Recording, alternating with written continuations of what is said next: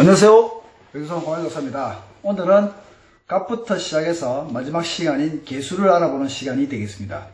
임수와 개수는 병화와 정화의 반대 개념으로서 임수는 어둠을 의미하고 개수는 질의 세계로서 차가움을 의미합니다. 개수가 어제 말씀드렸던 것처럼 양철 지붕이 되는 거죠. 양철 지붕에 태양빛을 차단하다 보니까 식물들이 혹은 살아있는 생명체들이 다 밑으로 스며서 들어가려고 하죠. 왜? 살기 위해서. 햇빛을 완전히 차단했다는 얘기입니다. 임수는 비스듬히 햇빛을 차단했고 개수는 완전히 차단을 하다 보니까 땅 밑으로 생명체가 살아가기 위해서 밑으로 스며들고 그리고 숨어 들어간다, 이렇게 의미를 설명할 수가 있겠죠. 에너지 소모를 최소화시켜야 되겠죠. 열기라든지 마치 이 곰들이 겨울잠을 자듯이 에너지 소모량을 최소화시키는 그런 시간이 되겠습니다. 살기 위한 하나의 방편이겠죠. 몸을 웅크리고 활동량을 최소화시킨다. 달리던 차가 이제 정차를 하게 되는 거죠. 태양의 에너지를 가장 적게 받아서 깊은 어둠으로 인도하게 되는 시간들입니다. 그래서 양의 에너지는 최소화되고 음의 에너지가 극대화되는 그런 시간이죠. 그래서 활동량도 상당히 적어지는 그러한 시간이자 그런 에너지의 운동성이다. 그래서 몰입한다. 밑으로 스며들어서 몰입한다. 그 다음에 압착한다. 꽉 부피를 줄인다. 흡수한다. 물을 쫙 빨아들여서 흡수하는 거죠. 또 방류의 개념도 있습니다. 방류라고 하는 것은 모았던 물을 밖으로 내보내는 거죠. 그 다음에 응축한다. 그 다음에 압류한다. 재산권에 대한 압류, 이런 것도 의미가 될 수 있겠죠. 그 다음에 강압하고, 그 다음에 정차하고, 그 다음에 방학이다. 휴면이다. 방학이다. 쉰다. 이런 의미. 그 다음에 휴면기에 들어간다. 그 다음에 올라갔던 비행기가 목적지에 달해서 착륙한다. 그 다음에 이제 이런 물품들이 활용의 연한을 다 했기 때문에 재활용을 기다리고 있습니다. 그래서 임계수는 재활용의 그런 의미로도 많이 쓰이고 있습니다. 왜냐하면 임계수를 지나면 또 갑이 새로운 생명체를 탄생하기 때문에 새로운 생명체를 만들어내기 위한 재활용으로도 이렇게 설명할 수가 있죠. 마지막이다. 끝자를 쓸 수도 있고 마지막이다 하는 것을 의미합니다. 끝이다 등을 의미하는데 갑에서 시작해서 가장 마지막 단계의 진행을 의미하고 병화와 정화와는 반대 기운의 에너지로 본다. 자, 그리고 이제 물상적으로 풀어보면 개수를 구름으로 보는 경우가 있습니다. 그래서 병화와 개수의 관계는 그렇게 썩 좋게 보지는 않습니다. 병화가 찬란하게 태양이 떠서 비추고 있는데 개수라는 구름이 와서 가리는 그런 경향이 되니까 이때는 개수를 구름으로 봅니다. 그 다음에 바람으로도 보는 거죠. 흩어버린다. 에너지를 모아진 에너지를 갖다가 다른 곳으로 분산시킨다, 이런 의미가 있고, 그다음 비, 이제 하늘에 구름이 뭉쳐져서 땅으로 내려올 때 비로도 표현합니다. 개수는 폭포수, 큰 물이 아니라 폭포에서 내리는 물처럼 폭포수로도 의미합니다. 그 다음에 무대 커튼이라고 하는 것은 무언가를 차양막을 치면서 닫아버리죠. 닫았다 열었다 하는 거죠. 개수가 생명체의 체를 닫아버리는 거죠. 그리고 다음 생을 준비하기 위한 또 준비 작업을 하는 거죠. 커튼을 열고 닫음으로 말미암아 막을 내리고 다음 무대를 열기 위한 하나의 어떤 도구로서 커튼도 의미합니다. 대문도 마찬가지죠. 열었다 닫음으로써 새로운 에너지가 왔다 갔다 할 수 있는 그러한 통로가 된다는 얘기죠.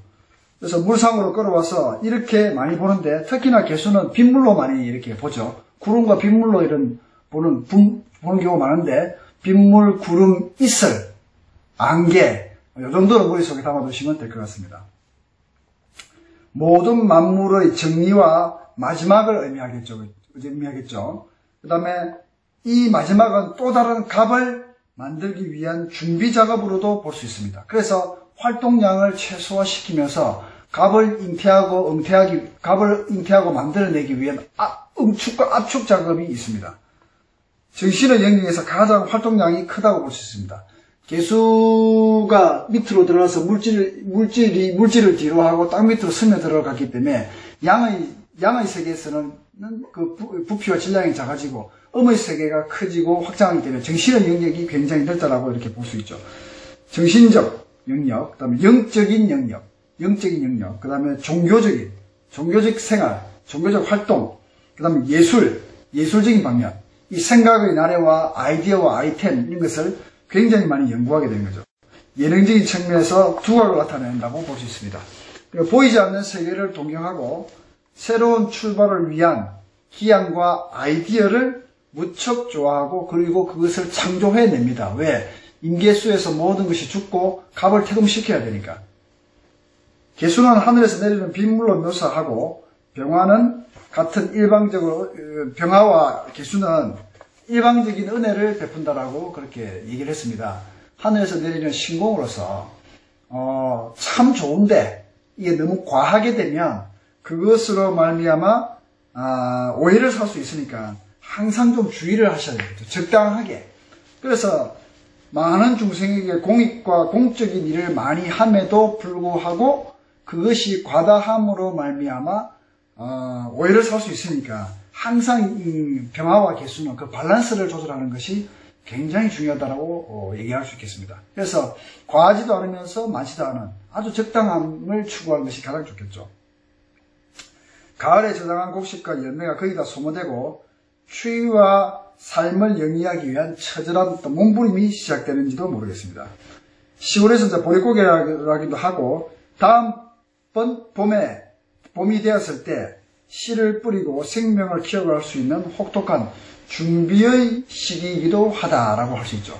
개수가 있을 때에는 어떤 추위와 그리고 빗물과 그리고 이슬과 그리고 얼음으로도 이렇게 묘사하기 때문에 생명체의 활동이 적은 그런 시기라서 혹독히 그 순간과 그 과정을 이겨내야 됩니다.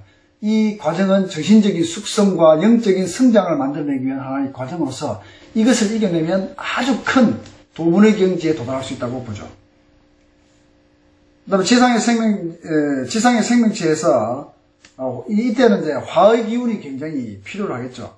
얼마만큼 화의 기운을 잘 보호하고 보존해서 생명을 잘 이끌어서 보존하느냐, 이것이 관건이 될 수 있습니다. 물론 여름은 수화의 조화가 필요하죠. 물하고 여름이라고 하면 여름이 아름답기 위해서는 물이 있느냐 없느냐를 바라봅니다.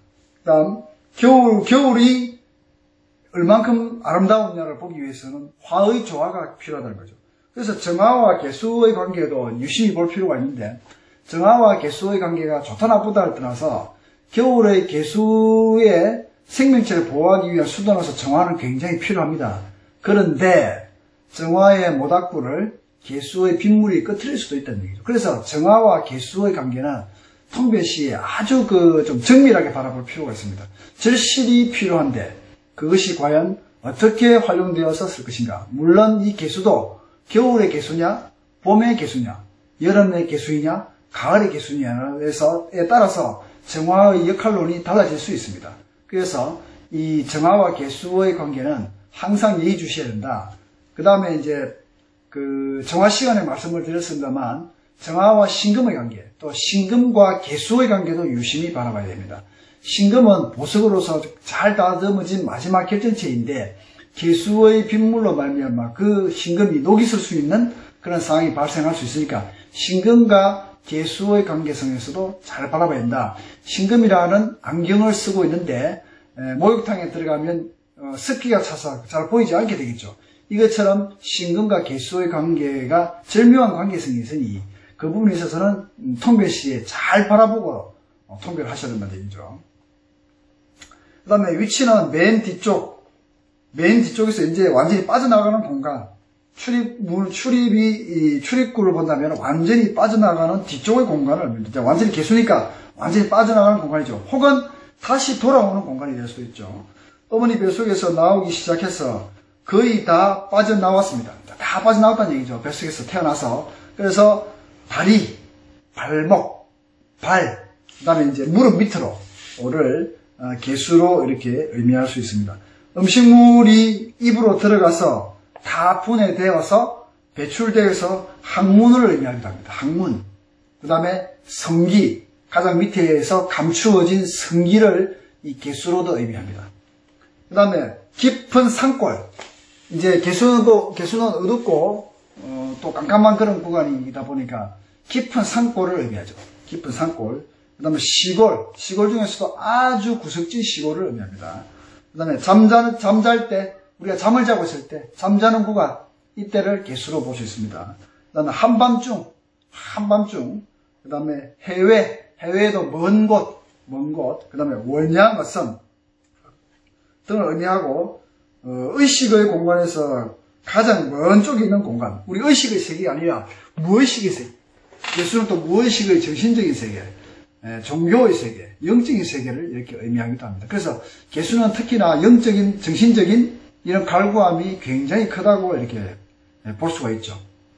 왜냐하면 개수는 모든 생명체를 정리하면서 새로운 것을 태동하기 위한 준비 단계고, 또 동계훈련, 임수와 개수는 동계훈련을 하는 그런 구간으로서 어떤 결과를 바라보기보다는 끊임없이 준비하는 과정이라고 볼 수 있죠. 그래서 마감하면서 새로운 재창조를 위한 시기이고, 그를 통해서 새로운 성숙과 성장이 일어나는 시기이자 에너지를 가지고 있습니다. 또 오래된 건물을 재개발하기 위해서 부수죠. 이런 행위도 개수의 행위로 볼 수 있습니다. 그 다음에 재개발하죠. 재개발을 하고 재활용한다. 사용연한을 다하고 새롭게 활용하고 쓰기 위해서 준비하고 만들어간다. 그래서 개수는 재활용, 재개발을 의미합니다. 그 다음에 정화, 개수라는 물을 거침으로써 정화가 되는 거죠. 미세먼지가 있을 때 개수가 내려오고 나면 하늘이 청명해지고 맑아지죠. 그것처럼 개수는 재활용, 정화작용이 있습니다. 그 다음에 우리 인간 사회에 있어서는 사회복지의 영역에서 개수를 다룹니다. 인간의 중생구제라든지, 그리고 어두운 세계를 돌보는 그런 것에 임무를 맡기 때문에 병원, 그 다음에 중생구제, 그 다음에 성형, 이런 것처럼 재활용, 혹은 새로운 탄생을 준비하는 것이 개수가 될 수 있습니다. 그 다음에 재충전, 이 시기를 통해서 새로운 에너지를 충전받죠. 그래서 재충전의 의미도 개수는 가지고 있습니다. 그 다음에 동계훈련을 하면서 새로운 에너지를 충족시키는 거죠. 이런 활동력을 다 가지고 있는데, 좀 정리를 하자면, 개수는 어둠, 키워드가 어둠, 차가움, 애정, 그렇죠. 그 다음에 빗물, 구름, 이슬, 폭포수, 안개, 시냇물,